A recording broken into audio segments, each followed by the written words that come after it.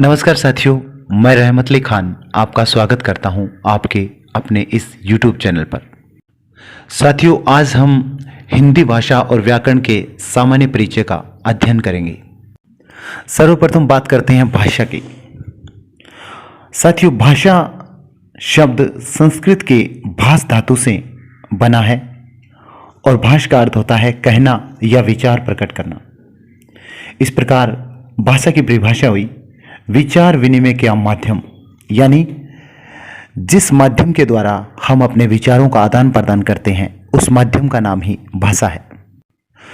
साथियों, हिंदी भाषा में हिंदी शब्द फारसी भाषा का है जिसका अर्थ है हिंद से संबंधित, यानी फारसी में सिंधी को हिंदी कहा जाने लगा क्योंकि फारसी में दंत्य स का उच्चारण ह तथा ध का उच्चारण द किया जाता है। इस प्रकार सिंधु से बना हिंदू और सिंधु की भाषा जो थी सिंधी, वो कहलाने लगी हिंदी। अगर हम हिंदी भाषा के विकास क्रम की बात करें, उसकी ऐतिहासिक पृष्ठभूमि की बात करें, तो सबसे पहले आई वैदिक संस्कृत, यानी हिंदी की जो जननी है वो मूल वैदिक संस्कृत को माना जाता है। वैदिक संस्कृत में कुछ परिवर्तन हुआ और उसके बाद आई लौकिक संस्कृत।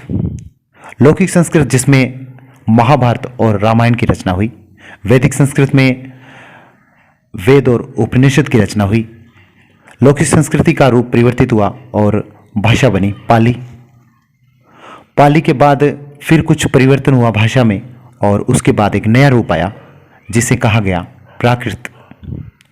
प्राकृत भाषा में फिर परिवर्तन हुआ क्योंकि साथियों, भाषा की जो प्रकृति है वो परिवर्तनशील है, निरंतर बदलती रहती है।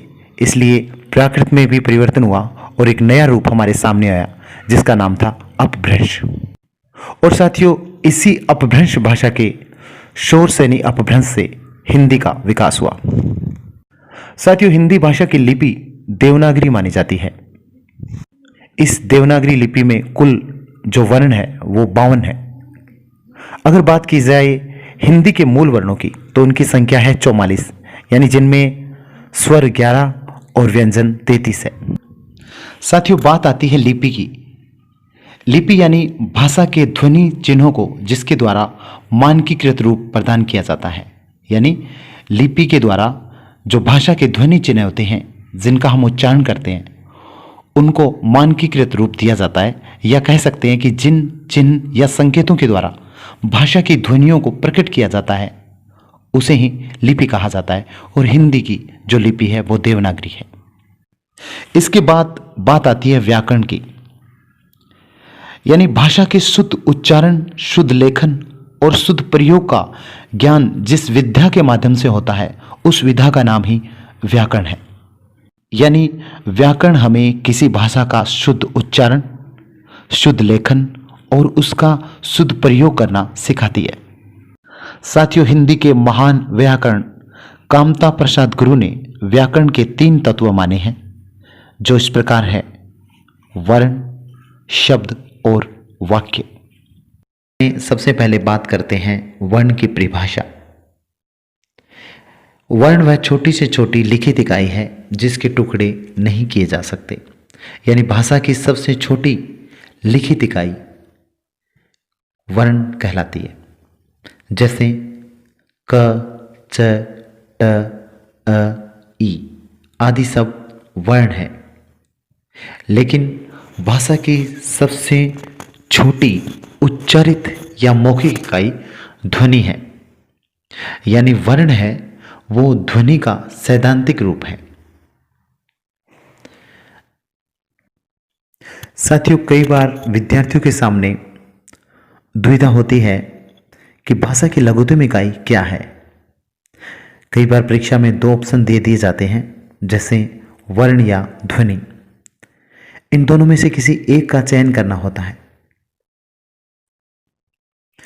ध्वनि का संबंध भाषा से है और भाषा शब्द भाष धातु से उत्पन्न हुआ है जिसका अर्थ होता है कहना या विचार प्रकट करना।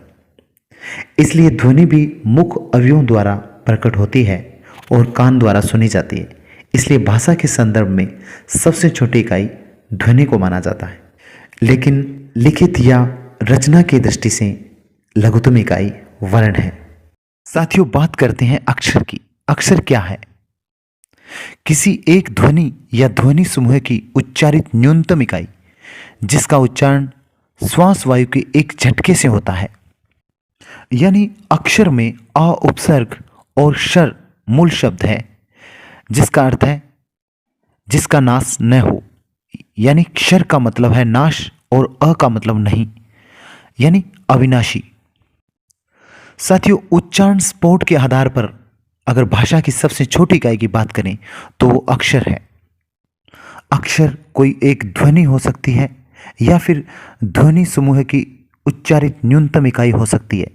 यानी ध्वनि का समूह है जिसका उच्चारण हम श्वास के एक झटके से करते हैं, अक्षर कहलाता है। स्फोट से तात्पर्य है वेगपूर्वक बाहर निकलना। यानी जब किसी ध्वनि समूह की इकाई को हम एक झटके से उच्चारित करते हैं तो वह अक्षर होता है। जैसे स्नान, राम, क्या, ये ऐसे अक्षर हैं जिनका उच्चारण श्वास वायु के एक झटके से होता है। इनका उच्चारण करते समय कोई विराम नहीं होता। कई बार वर्ण और अक्षर को एक ही मान लिया जाता है, जो कि गलत है। साथियों, वर्ण वह मूल ध्वनि है जिसके खंड नहीं हो सकते। यानी वर्ण एक ध्वनि है, जैसे क, च, ट, आ, ई।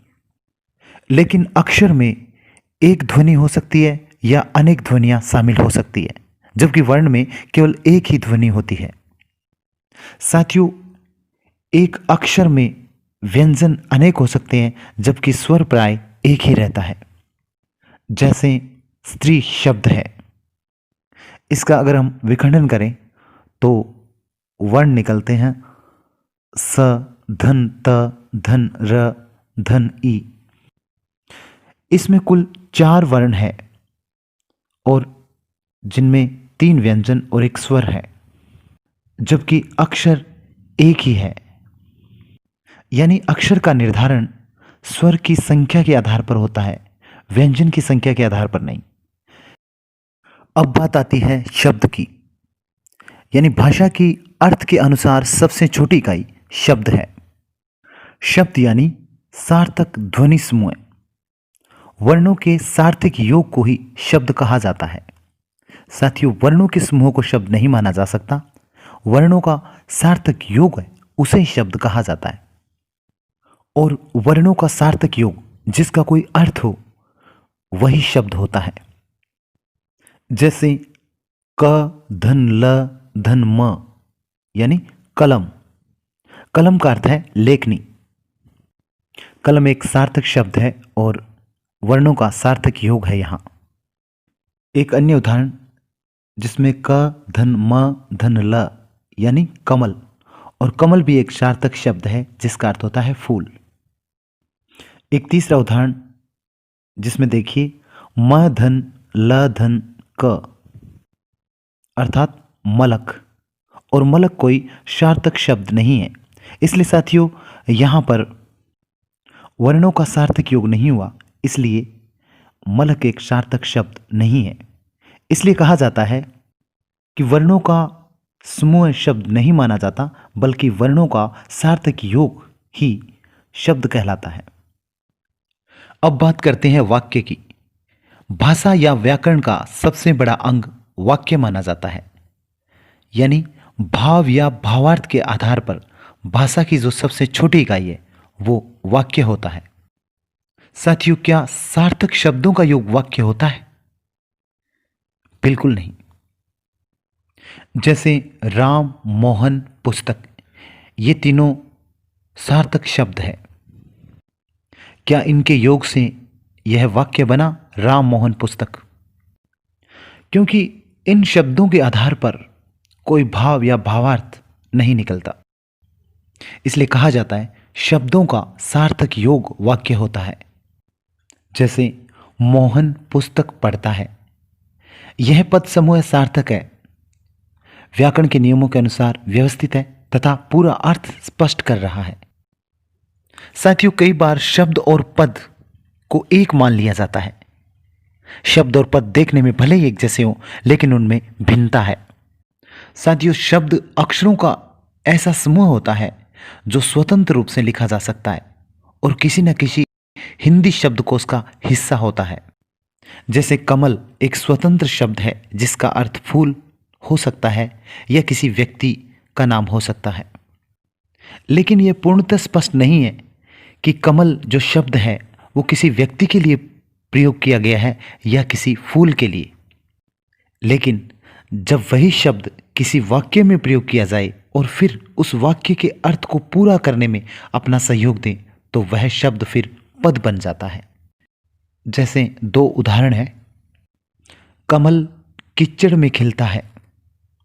यहां पर जो कमल पद है वह फूल का अर्थ दे रहा है। दूसरा उदाहरण है, कमल विद्यालय जा रहा है। यहां जिस कमल की बात की जा रही है वो कमल कोई फूल नहीं बल्कि कोई बालक है जो विद्यालय जा रहा है। इसलिए पद वाक्य के अर्थ को स्पष्ट करने में सहयोग करते हैं। साथियों, ये था भाषा व्याकरण और उसके अंगों का सामान्य परिचय। अगले वीडियो में एक नए प्रकरण पर फिर से विस्तृत चर्चा होगी। तब तक के लिए दीजिए इजाज़त रहमत अली खान को।